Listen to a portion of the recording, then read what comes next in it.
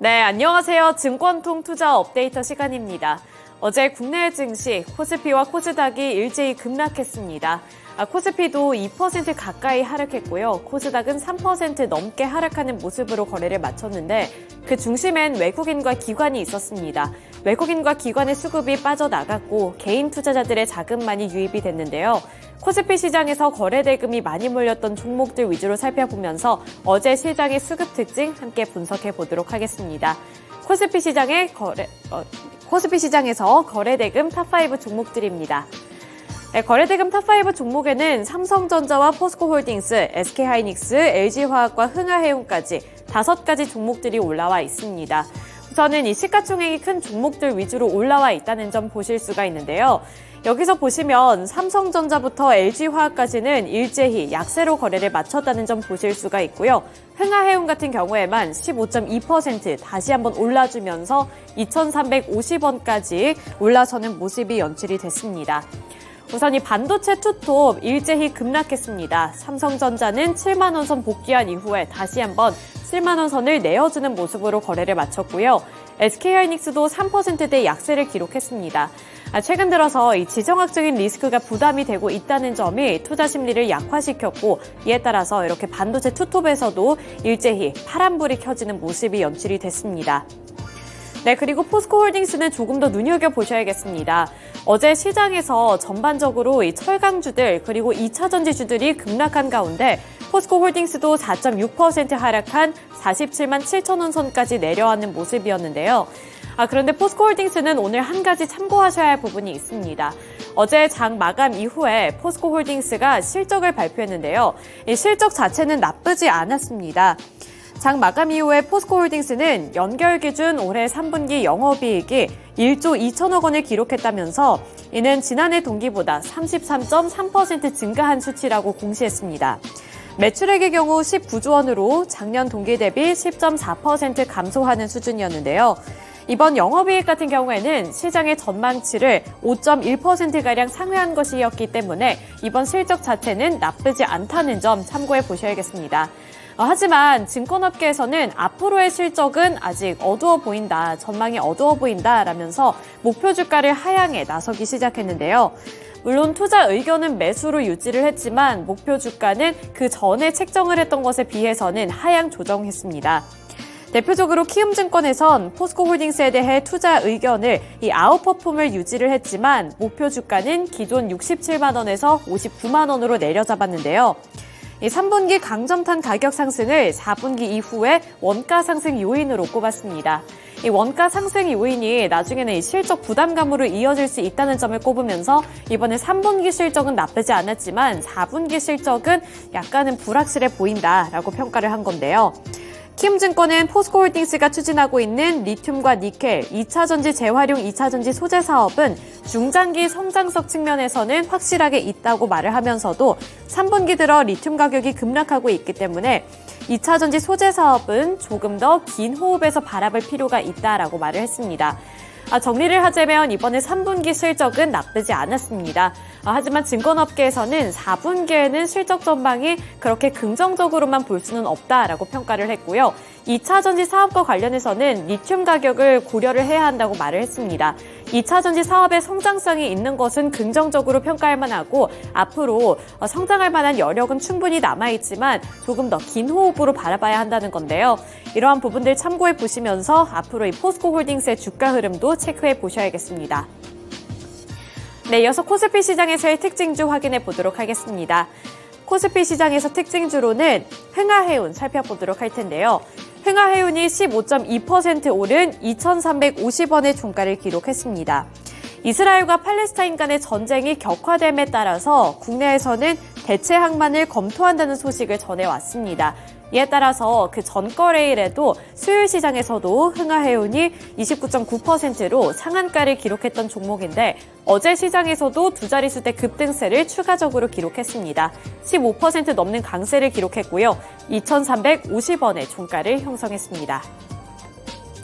네, 이어서 코스닥 확인해 보도록 하겠습니다.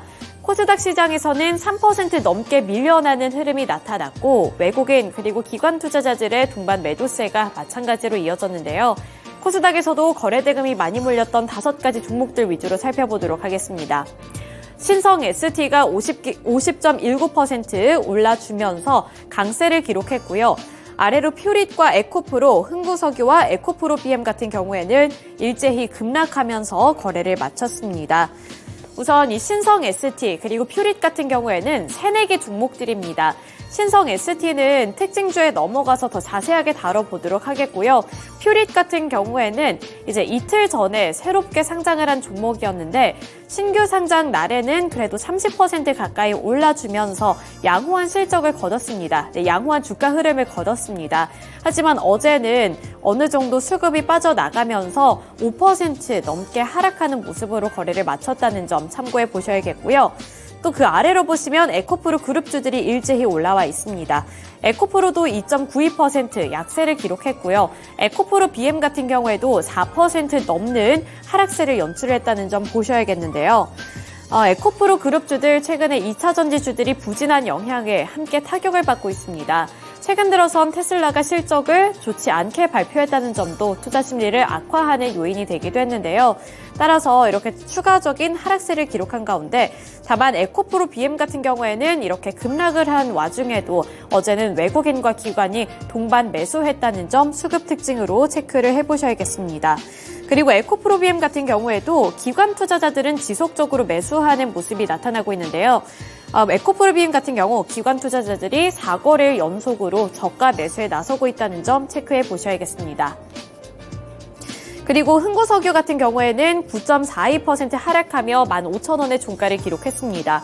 흥구석유 사실 장중에는 강한 시세를 분출해내기도 했는데요. 하지만 장 막판에 이제 3시 이후부터 갑자기 급락하기 시작했습니다.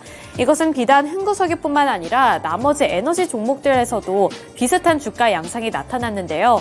이스라엘과 팔레스타인 간의 전쟁이 확전이 될 가능성이 점쳐지고 이제 중동전으로 확전될 가능성이 더 높아지면서 석유의 공급에 차질이 생길 수도 있겠다라는 의견에 무게가 실리고 있는 상황입니다. 그리고 현재 중동에서는 반미 감정까지 확산이 되고 있는 상황이라서 여러 가지 상황이 녹록지가 않습니다. 여기서 이란이 참전하게 될 경우 국제 유가가 치솟을 가능성이 높아지고 또 최대 150달러까지 치솟을 수 있다는 전망이 제시되고 있는 만큼 국제 유가를 향한 전망은 지속적으로 높아지고 있는 상황인데요.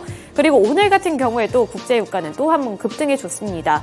그런데 어제 흥구석유 같은 경우에는 3시 이후에 갑자기 차익 매물이 빠져나가기도 했고 전반적으로 3시 이후부터 이렇게 탄력이 둔화되면서 막판에 하락세로 전환했다는 점 체크해 보셔야겠습니다.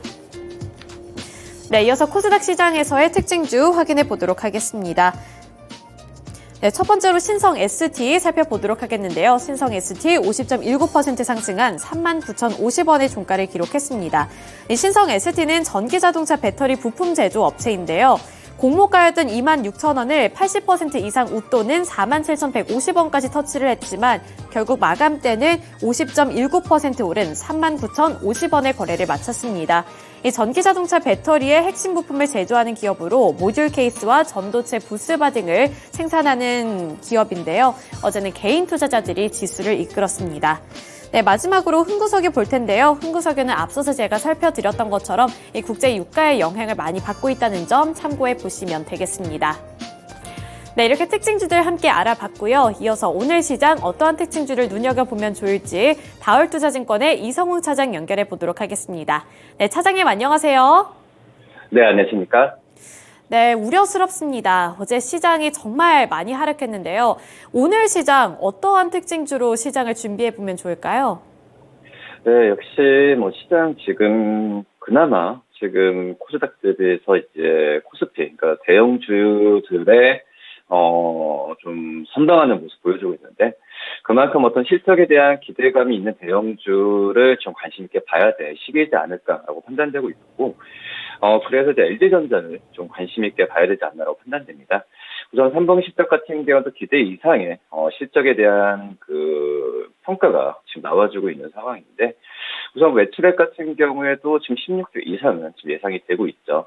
특히 영업이익 같은 경우에도 이 작년 3분기 대비해서 2배 이상 증가한 8,500억 이상까지 평가를 받고 있기 때문에 이 실적 대장주로서는 LG전자에 대한 기대감이 크다라고 좀 생각이 되고 있고요.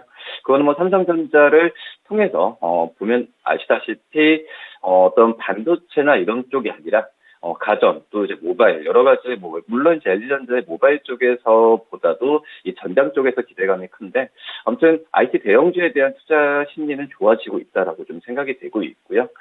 그리고 비용이나 여러 가지 부분에 있어서 통제했던 부분이 효과를 3분기부터 발휘할 가능성이 이제 좀 커지지 않을까라고 좀 생각이 되고 있습니다. 오히려 지금 현재 하반기 실적 모멘텀은 약간은 좀 다운돼 있긴 하지만 3분기 선방 그리고 4분기 때 계절적 비수기 역사적 부했었는데 그 부분에 대한 비수기에 대한 우려감은 생각보다 적다라고 좀 판단이 좀 되고 있고요. 그렇기 때문에 지금 현재 본다고 하더라도 어떤 적극적인 매수라기보다도 이 LG전자를 밑에 바닥에서 좀 매수하는 그런 관점으로 접근해야 되는 게 맞지 않을까라고 좀 판단되고 있습니다. 네, 다울투자증권 이성우 차장 연결을 통해서 전일장 수급 특징주로는 LG전자 짚어주셨습니다. 역사적 저평가 구간이라고 합니다. 그렇기 때문에 주가의 흐름을 면밀하게 체크를 해보시면서 언제 매수하면 좋은지 그 매수 타점까지 체크해보시면 좋을 것 같습니다. 네, 이번에는 시간의 거래에서 상승한 종목들 리스트부터 체크를 해보시죠. 화면을 통해 만나보도록 하겠습니다. S&T에너지, 시큐레터, 현대에버다임, 데모, 한국알콜 순으로 지금 이름을 올렸는데요. 전일장 시간의 거래에서 상승한 종목들의 리스트를 살펴보신다면 어제 장 막판 직전에 발표가 됐었던 속보였죠. 윤 대통령의 사우디 국빈 방문 일정이 얼마나 투자자들에게 관심이 집중되었는지 그 부분을 확인하실 수가 있습니다.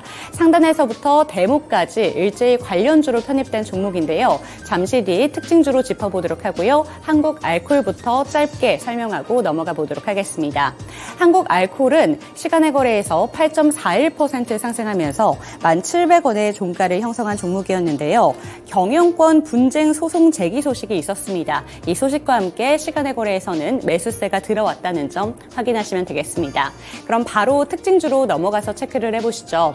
지금 보시는 것처럼 S&T에너지는 시간의 거래에서 상한가 10%를 꽉 채워내면서 24,200원의 종가를 형성했고요. 시큐레터와 현대에버다임 역시 상한가로 거래를 마쳤습니다. 그리고 데모도 8.49% 상승으로 11,750원의 종가를 형성했는데요. 윤 대통령이 바로 내일부터 4박 6일 일정으로 사우디와 카타르를 연일 방문을 한다고 합니다. 이러한 내용과 함께 중동 프로젝트를 정부 차원에서 적극적으로 지원하겠다 이런 뜻을 밝히면서 어제 본장에서부터 강하게 상승 탄력이 좋았던 종목군들이었는데요.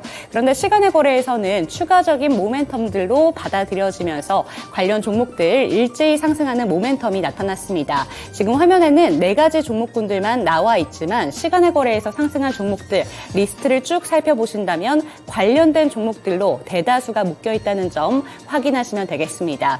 그런데 지금 보시면 현대에버다임과 데모 같은 경우에는 네옴시티 관련주로 이미 유명하셔서 많이 알고 계실 것 같고요. S&T에너지와 시큐레터 조금 더 자세히 살펴보도록 하겠습니다. 네, S&T에너지는 사우디 석유기업 아람코에 공랭식 열 교환기를 공급한다는 사실이 시장에서 부각을 받으면서 수혜주로 뜨고 있는 종목이고요. 시큐레터 같은 경우에는 보안업체 중에서는 최초로 사우디 투자부와 MOU를 체결했다는 사실이 부각을 받으면서 어제 시간의 거래에서 강하게 상승 탄력을 보여줬습니다. 네, 이렇게 시간의 거래에서 상승한 종목들 리스트를 살펴봤고요. 이번에는 약세로 마감한 종목군들도 체크를 해보시죠. 네, STX, 모비스, STX 그린로지스, 히림, 대성산업 순으로 지금 이름을 올렸는데요. STX는 하한가로 직행을 했습니다. 43,340원에 거래를 마쳤고 같은 그룹주인 STX 그린로지스도 6.80% 하락한 만큼 잠시 뒤 특징주로 조금 더 묶어서 체크를 해보도록 하겠습니다. 한편 히림 같은 경우에는 역시나 네옴시티 관련된 종목으로 묶여있는 종목인데요. 이 종목은 어제 본장에서는 상승하면서 거래를 마쳤지만 히림 같은 경우 시간의 거래에서는 추가적인 하락세, 그러니까 하락세가 들려오면서 6.05% 빠지며 8,850원에 종가를 형성했습니다. 히림 같은 경우에는 최근에 주가 흐름을 살펴본다면 9월장 시장이 참 약했을 때도 주가 랠리를 펼쳤던 종목이기 때문에 그런 부분에서 어제는 차익 실현 매물이 나왔다, 이렇게 보시면 될 것 같고요. 모비스 같은 경우에도 중입자 테마 관련된 종목으로 어제는 주가 랠리 현상에 대해서 투자 경고 종목으로 지정이 된 만큼 9.68% 하락하면서 5,690원에 종가를 형성했습니다. 그렇다면 STX와 STX 그린 로지스 어떤 이유로 하락을 했는지 분석을 해보시죠.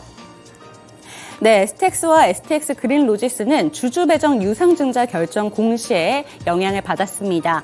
약 800억 원 규모였고요. STX는 이 자금을 운영자금으로 400억 원 가량을 지급을 한다고 하고요. 채무 상환 자금으로 400억 원을 자금 집행할 예정이라고 합니다. 그리고 배정 기준일은 11월 7일이라고 하니까요. 이런 내용들까지 참고하시면 좋을 것 같습니다. 네, 이렇게 시간의 거래에서 약세로 마감한 종목군들도 체크를 해봤습니다. 다시 한번 다울투자증권 이성욱 차장 연결해 보겠습니다. 네, 차장님 안녕하세요. 네, 안녕하십니까? 네, 시간의 거래에서는 어떤 종목을 체크해 보면 좋을까요? S&T 에너지를 좀 봐야 될 텐데요. 우선은 이 무력 충돌로 인해서 이제 국제유가에 대한 부분에 있어서 석유 시장이 좀 불확실성을 갖고 있죠. 그러면서 S&T 에너지의 자회사 S&T 걸프가 어제 장중에도 괜찮았었고, 그리고 이제 시간으로도 그 상승세를 이어갔다라고 볼 수 있겠고요. 이 공랭시 열 교환기에 대한 부분에 있어서 뭐 어떤 그 냉각시키는 그런 설비죠. 뭐 그런 점에서 지금 냉각요소 공급이 어려운 지역이 더욱더 늘어나는 과정으로 갔을 때 이 S&T 걸프에 대한 자회사들 관심이 S&T 에너지의 주가로도 연결이 되고 있는 현재 상황이라고 볼 수 있겠고요. 이런 공랭식 열 교환기 부분 쪽에서는 우리나라에서도 시장 점유율이 굉장히 높고 안정적인 경쟁력을 좀 확보하고 있습니다. 그리고 최근에 좀 이런 부분이 그 재무적으로 연결이 되면서 매출도 급등했던 모습 보여주고 있고 영업이익 흑자 전환했죠. 뭐 그러기 때문에 이 글로벌적으로 경기가 둔화하는 시점에서도 이 국내식 열 교환기에 대한 수요 부분은 꾸준히 상승하는 부분이 눈에 띄게 나타나고 있는 상황이기 때문에 이 안정적인 수주 장구를 바탕으로 계속 상승세를 이어갈 수 있지 않을까라고 판단되면서 그 매수 관점에 대한 뷰도 말씀드리도록 하겠습니다. 네, 다울투자증권 이성웅 차장 연결을 통해서 전일장 시간의 특징주로는 S&T 에너지에 대한 이야기 해주셨습니다. 네, 오늘도 좋은 말씀 감사드립니다.